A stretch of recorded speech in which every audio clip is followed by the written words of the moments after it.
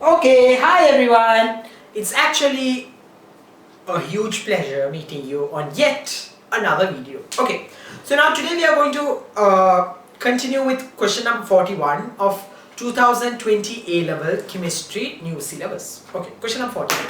Among the oxide of chromium and manganese, CrO and MnO are acidic, while CrO3 and Mn2O7 are basic. First we will consider that. In CrO, the oxidation of chromium is +2. In MnO, the oxidation state of manganese is +2. In CrO3, the oxidation state of chromium is +6. In Mn2O7, the oxidation state of manganese is +7. You know that higher the oxidation state, higher the acidity. Lower the oxidation state, lower is the acidity. So, here they are telling, now CrO and MnO are low oxidation states, which means they should be basic. Here they are telling they are acidic. So therefore, 41, first one is wrong. Second one, the acid-base nature of the oxide of chromium and manganese are dependent on the oxidation number of the metal. Yes, oxidation number high means acidity high. Oxidation number low means basicity high. Second one is correct. So, since the first statement is wrong and the second statement is correct, answer for 41 is 4.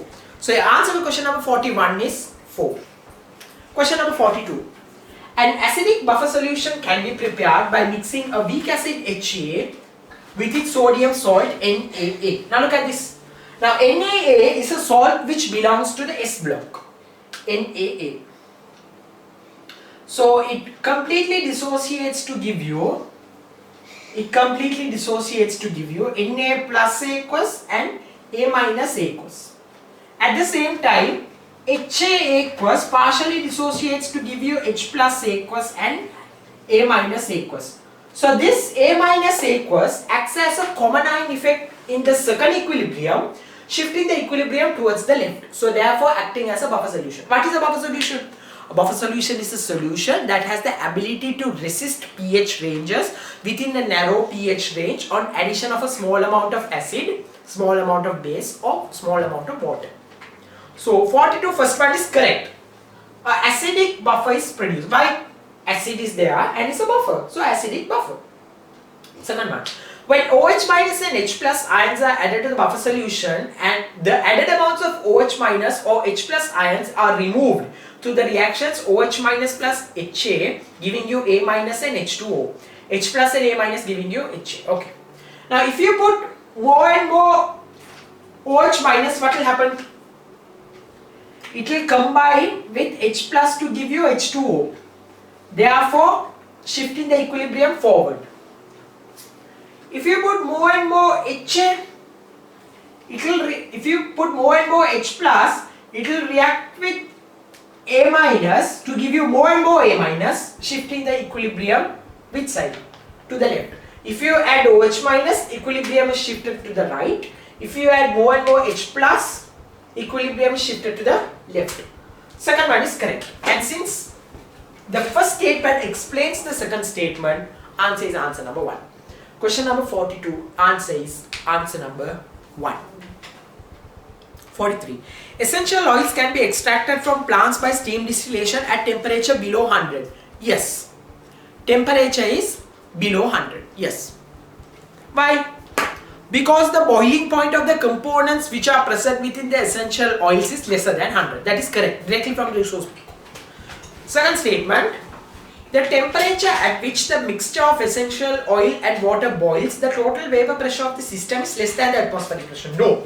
According to Dalton's law of partial pressure, which is the main equation, which is the main principle which we use for steam distillation, the total pressure within the steam distillate at the point of boiling should be equal to the atmospheric pressure, not less than. So the first statement is correct, second statement is wrong, answer is answer number 3. Question number 43, your answer is answer number 3. 44. At a given temperature and pressure, the molar volumes of two different ideal gases are different from each other. Look at this. Different from each other. PV equal to nRT. Remove the constants. R is a constant out of the box. At a given temperature and pressure, T is constant, pressure is constant. Molar volume means 1 mole. So N is also constant. So therefore, V should also be a constant. V should also be a constant. They are different from each other? No, it's the same. If pressure is constant, R is constant, T is constant. If N is equal to 1, V will be the same one for everyone. First statement is wrong. 44, first statement is wrong. Second statement, at 0 degrees and 180 atm pressure, the molar volume of an ideal gas is 22.4 per mole cubic decimeter. Correct. It's a direct, they wanted you to check the value actually. It's correct. So wrong and correct, fourth one. Answer for question number 44 is the fourth one. 44, 4. 45. All compounds having CC bond shows diastereomerism. No. To show diastereomerism, A should not be equal to B and C should be not equal to D. Then only diastereomerism is formed.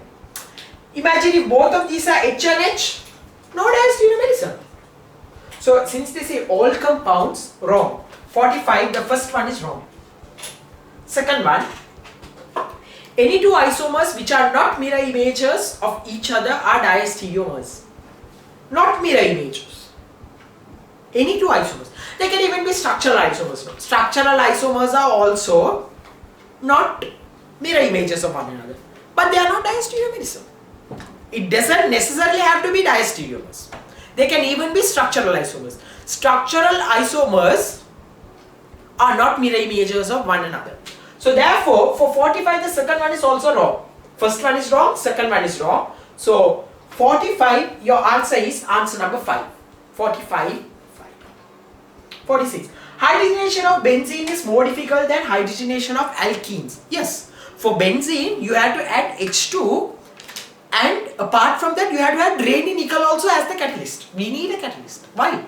Resonance stability of benzene is very high due to the formation of 3 resonance structures. Due to that, breaking of the CC double bond is very difficult. That is why we use Raney nickel. So, first statement is correct. 46, first statement is correct. Second statement, addition of hydrogen to benzene results in the loss of aromatic stabilization. Yes, due to the loss of aromatic stabilization only, what happens? Addition of H2 is difficult. That is why we use Raney nickel as the catalyst. So, only utilizing Raney nickel is also not enough. You have to heat it. After you heat it only, you can keep that CC double bond. Unless that won't take place. So 46, first one is correct, second one is correct. And since the first statement explains the second statement, your answer is answer number 1. 46, 1. 47. The reaction that takes place between SO3 gas and water in the production of sulfuric acid is endothermic. Oh no, it's exothermic. That is why we don't do it also.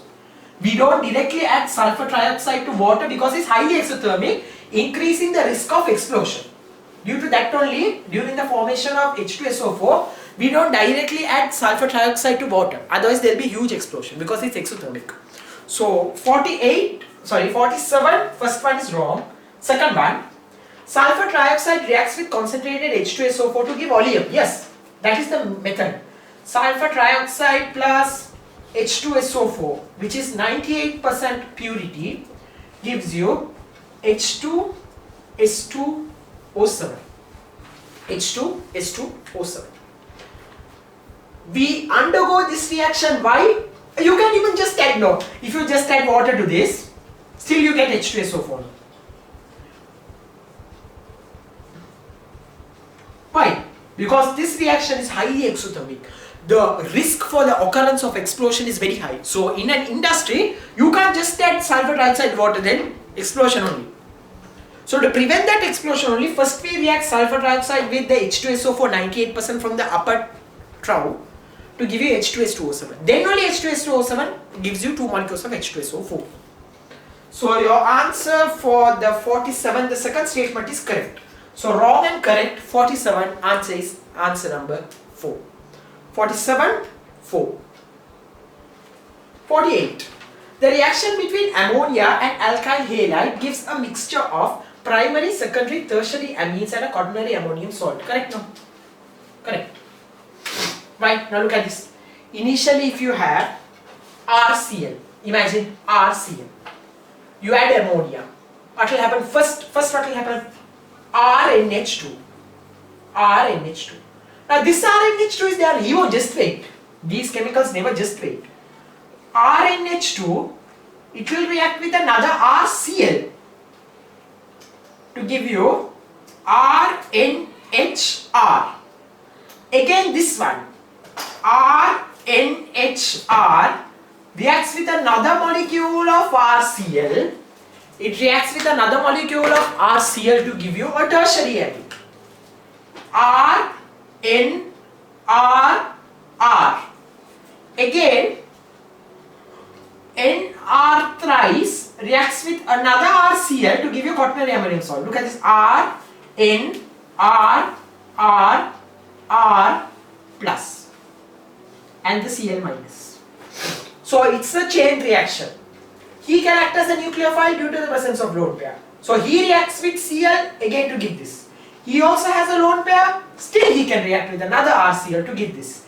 He also has lone pair, so he also can act and give this. Primary, secondary, tertiary amines can act as nucleophile. Correct. First statement is correct, second statement is correct. But the second statement doesn't correctly explain the second statement. If they had interchanged the positions of the first and second statement, your answer will be 1.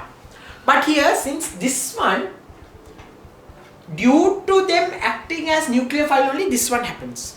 Not because of this they can act as nucleophile. So, correct. But the second one doesn't explain the first one. So, your answer for question number 48 is 2. 48, 2.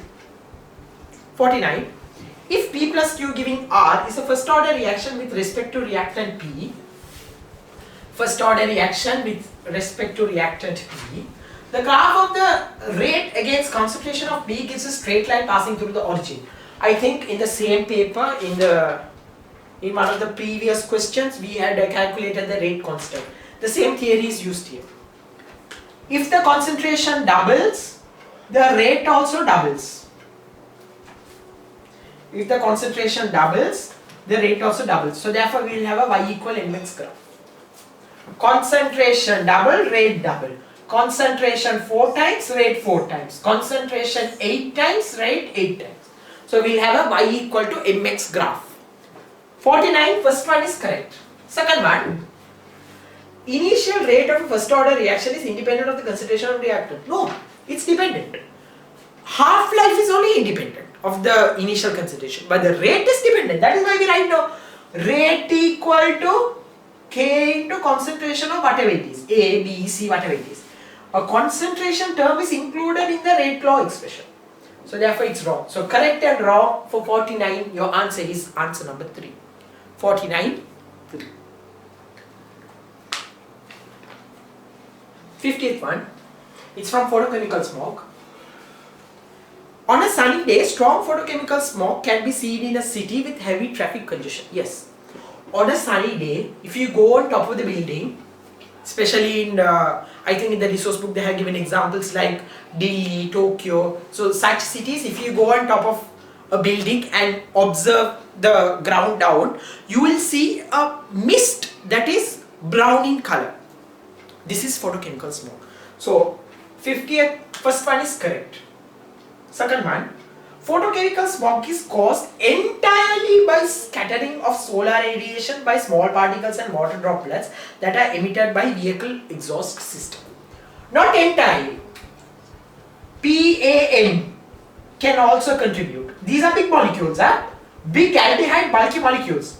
PBN, this also can contribute. So due to the presence of the word entirely, it's wrong. Second one is wrong. So 50th one, since the first one is correct and second one is wrong, answer is answer number 3. 50th question, answer number 3. So this marks the end of one complete paper. A-Level 2020 Chemistry New Syllabus. There might be 1 or 2 mistakes in the answers that are given, but don't worry, just ignore them.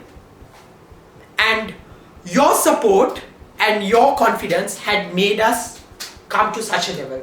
So So please do include your valuable suggestions in the comment box below. And also share, like, subscribe and click the bell button so that you will always receive our notifications. Thank you and have a very nice day.